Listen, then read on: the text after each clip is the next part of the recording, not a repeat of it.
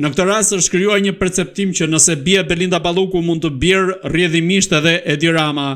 Ju si mendoni, a qëndron ky perceptim apo Edi Rama është krejt i shkputur nga Belinda Balluku? Ja pra, dolim në një pikë të përbashkët, që thuhet që do rinovohet qeveria para datës 22. Çka do thotë që çitën Rams pastaj ose atyre si historia e Belindës. Belinda do jetë thjesht po themi një deputete ose mund të jetë edhe një ministre, por nuk do jetë më kryeminist, zëvendës kryeministre. Çka do ban të mundur që bien gjitha opsionet. Pra ju thoni se do rinovohet qeveria duke vendosur emra të ri në postet ministrore nga këta që janë aktualisht. Pra në sa përqind do jetë rinovimi apo në 2-3 poste ministrore? Po tani për shefin e qytetarëve shqiptar që e kanë mendjen kundër Belinda Ballukut, një ajo që është e rëndësishme për ta, ajo është e para. Dhe ajo pastaj kur ti deputete nuk ka asnjë arsye që spaku të kërkojnë fshehjen e provave të Belinda Ballukut se ndikon. Por vazhdo, zotëri, ban hetimet e duhura, si që e duke i bë, dhe çudia më e madhe që në Shqipëri hetimet bëhen me media, pra mesazhet që dalin vetë nga prokurori i çështjes për t'i bërë publike, për të sensibilizuar popullin në këto situata që është krejtësisht e gabuar. Na si vend në botë nuk të arreston kush pa prova, por vetëm në Shqipëri të arrestojnë me të gjithë provat. Pra, kjo është mënyra e gabume e ligjvendësave shqiptare. Pra, të arrestoj herë, manet hihet gjej prova me të majtë në burg. Kjo është çudia më e madhe që duhet i ikim një herë mirë gjithë.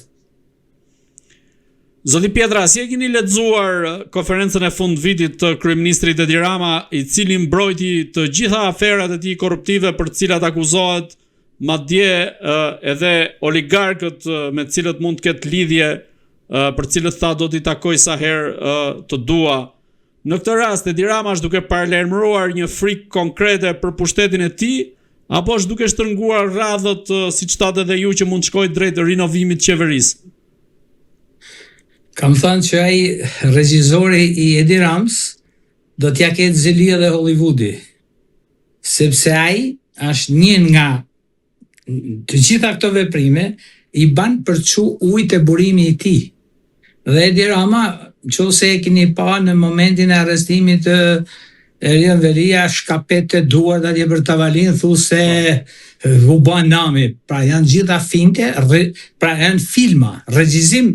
Pra ai regjizor thash, është i tmerrshëm i qoftë edhe për rastin konkret të intervistës fundit që thotë që ju del gjoja në mbrojtje ministrave dhe ne e dim shumë mirë se çfarë ka bën kjo qeveri, por unë gjithmonë nuk kam thënë ndonjë që mos të arrestohen këta që vjedhin e me radhë. Kam thënë respekto kodin e procedurës penale.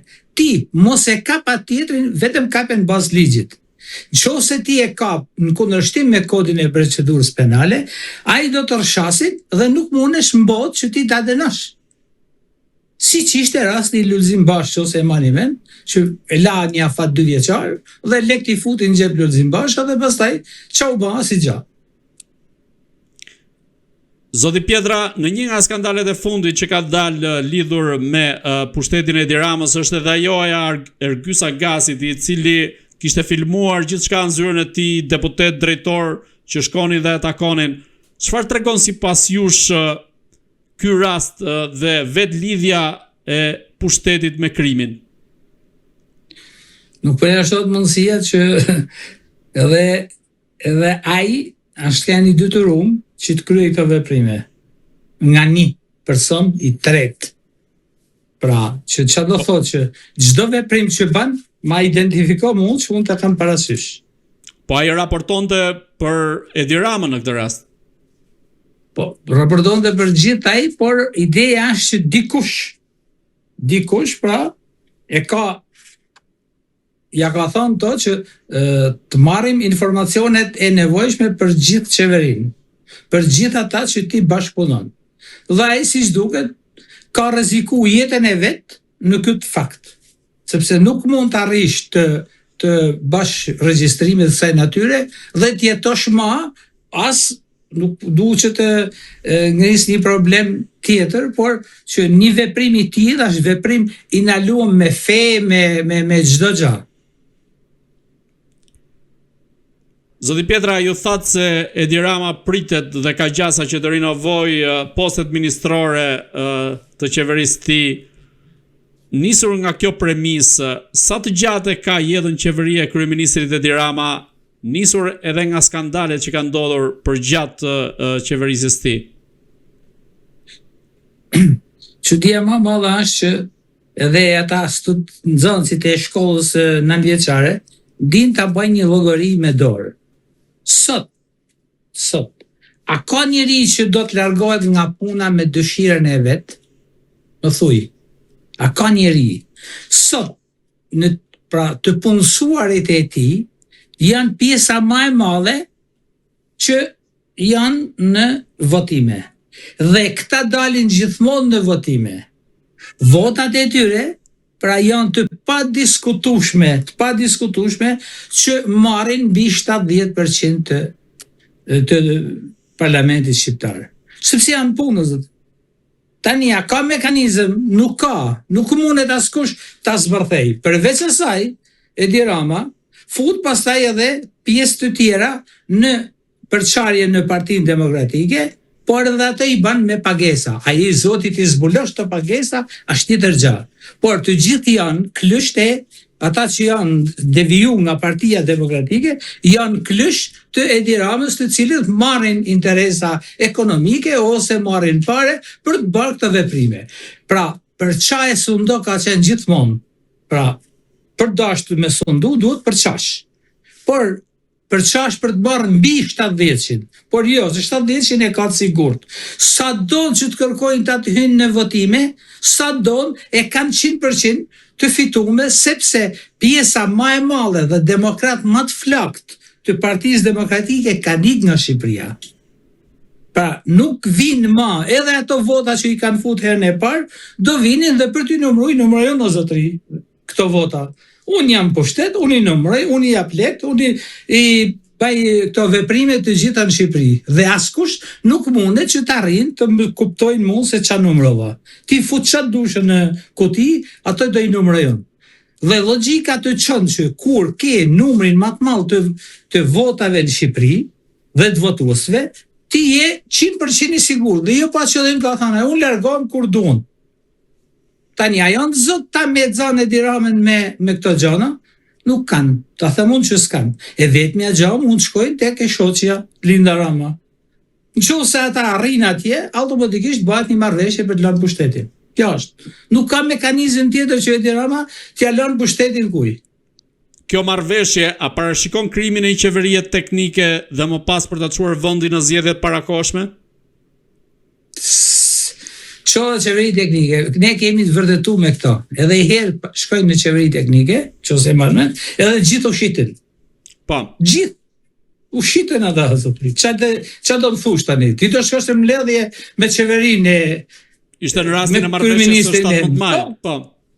Po, s'lidhje ka, ata gjithë u shiten dhe tani dalin edhe bajnë tërë kot nëpër media që gjoja sikur ne kur ishim ba me namin, asë gjë s'kanë ba. Se s'le kush o zotëri. Në teritorin tim, ti që do bash? Unë të kam marrë ty këtu, po do bash që të thonë qeveria. E vetmja gjë që e ngushton është që kryeministri banë mbledhje të vazhdueshme më të shpeshta në mënyrë që diskreditojnë ministrat që i ka marrë në qeveri nga opozita. Pra sipas jush, as krijimi i qeverie teknike nuk krijon atë precedentin e duhur për zgjedhje të lira dhe të ndershme që i ka kërkuar kaq shpesh opozita? U bani më dash ndershme, dash si dush bani. Unë them që ky ka numrin e votave, numrin e votuesve në Shqipëri më të madh se sa opozita. Çka do thotë që 100 herë nuk votosh. Po opozita thotë se i bën përmes krimit, prandaj votat. Po ç'a do thonë opozita? Më thuj mua, ka ndonjë mekanizëm tjetër?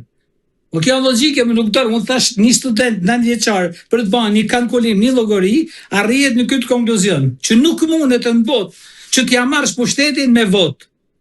Pushteti merret duke hetuar, duke arrit në një konkluzion që mund të arrijnë të kryeministri. Kryeministri t'i shet gjithë ministrat. Sot ai në rast se qeveria ajo opozita thot, nuk du asnjë nga këta ministra, ti ndron gjithë ministrat, se ka problem fare. Dhe asnjë ministër nuk mund bëjnë në kokën e vet. Më thuj mu Masanena se çfarë do bëjnë. Një punojës edhe punojësit e pastrimit qytetit, ata që janë fundit, si thonë, edhe ata i kanë 2 vota për shtëpi.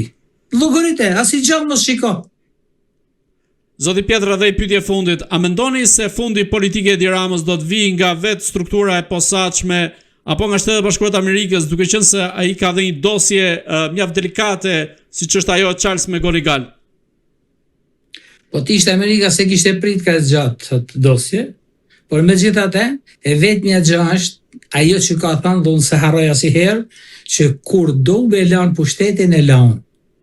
Për ndryshe lodhën kot me e marë. Të gjejnë mekanizmin nëpërmjet institucioneve të Amerikës atë kujdo, që ta detyrojnë të lanë pushtetin. Nuk ka se mund të bëjnë zgjidhje tjetër. Sepse askush nuk vjen me ja fut vetës zotëri. Prandaj po them që ky e ka ngrit këtë strukturë në këtë formë. Dhe prandaj thotë që unë pushtetin do ta lëm kur duan.